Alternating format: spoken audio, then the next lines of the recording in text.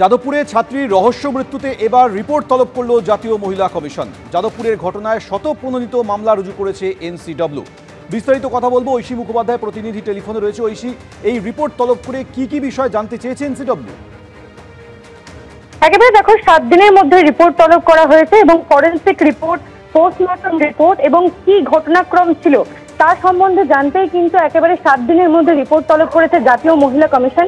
এবং তোমায় জানিয়ে রাখি যে অর্চনা মজুমদার, যিনি সদস্য, তার সঙ্গে আমরা কথা বলেছিলাম। তিনি জানিয়েছেন এটা একটা ইনস্টিটিউশনাল ডেথ হয়েছে।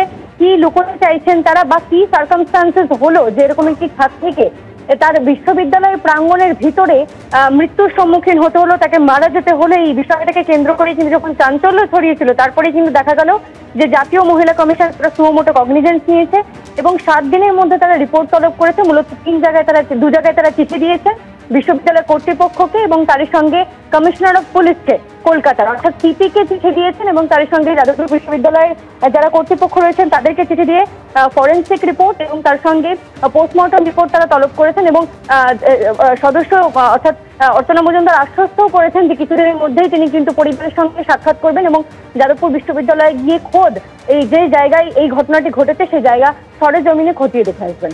সৌমেন। ঐশী, ধন্যবাদ।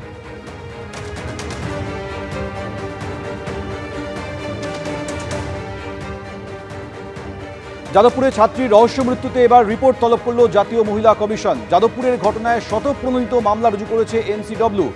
কলকাতার সিপি ও ভারপ্রাপ্ত উপাচার্যের রিপোর্ট তলব করা হয়েছে। সঠিক তদন্ত ফরেনসিক পরীক্ষার দাবিতে এই রিপোর্ট তলব করা হয়েছে। আমরা কথা বলেছিলাম জাতীয় মহিলা কমিশনের সদস্য অর্চনা মজুমদারের সঙ্গে। কি বললেন তিনি, শুনুন। এত বেশি ইনস্টিটিউশনাল ডেথ, যে কোনো ছাত্রছাত্রীগুলো কলেজে পড়তে যাচ্ছে, কখনো আরজি করে, কখনো ল কলেজে রেট, কখনো মালদা মেডিকেল কলেজে গন্ডগোল, আবার এখন যাদবপুরে একটা মেয়ের বডি সন্ধ্যে 10টা রাত্রি 10টার সময় মৃতদেহ পাওয়া গেল। পুরো জিনিসগুলো আমাদের নাড়িয়ে দিচ্ছে। অটোমেটিক আমরা সুমোটো কগনিজেন্স ইমিডিয়েটলি দেখেই নিয়ে নিয়েছি এবং এগুলোকে ইমিডিয়েটলি স্টপ হওয়া দরকার। যদি কোনো ফাউল প্লে থাকে সেটাকে ইমিডিয়েটলি ওটাকে বাইরে আনা দরকার। তার জন্য পুলিশ প্রশাসনের সম্পূর্ণ রকমের যদি কোনো ব্যর্থতা বা আপনাদের কলেজের সিকিউরিটির তরফ থেকে বা অ্যাডমিনিস্ট্রেশন কলেজের তাদের যদি কিছু থাকে সেগুলো বের করে আনাটা কমিশনের কাজ। আমরা 7 দিনের মধ্যে পোস্টমর্টম রিপোর্ট এবং তার সাথে ফরেনসিক রিপোর্ট কোথায় পাঠানো হয়েছে, তাদের কি অবস্থা, কবে পাবে, পুরো জিনিসটার একটা ক্লিন কাট পিকচার আমরা চেয়েছি। তারপরে আমরা নেক্সট ডিসিশন নেব। কিভাবে ঝিলে গেলেন অনামিকা, কিভাবেই বা জলে ডুবে মৃত্যু হলো, সিসি ফুটেজের সূত্র ধরে ইতিমধ্যে কয়েকজনকে পুলিশ জিজ্ঞাসাবাদ করেছে। কথা বলবো, পার্থপ্রতিম ঘোষ প্রতিনিধি টেলিফোনে রয়েছে। পার্থপ্রতিম, ইতিমধ্যে যাদের জিজ্ঞাসাবাদ করা হয়েছে সেখান থেকে কোনো সূত্র কি মিলল?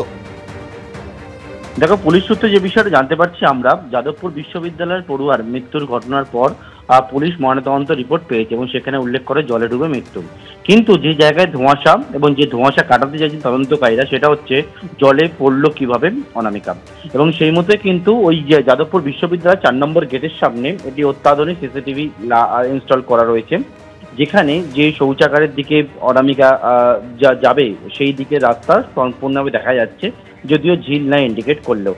সেখানে কারা কারা সেখানে গিয়েছিল, কারা কারা সেখানে উপস্থিত ছিল, এইরকম সিসি ক্যামেরা ফুটেজ দেখে এবং পারিপার্শ্বিক জিজ্ঞাসাবাদ সূত্র প্রমাণের উপরে পুলিশ জানাচ্ছে তালিকা তৈরি করেছে।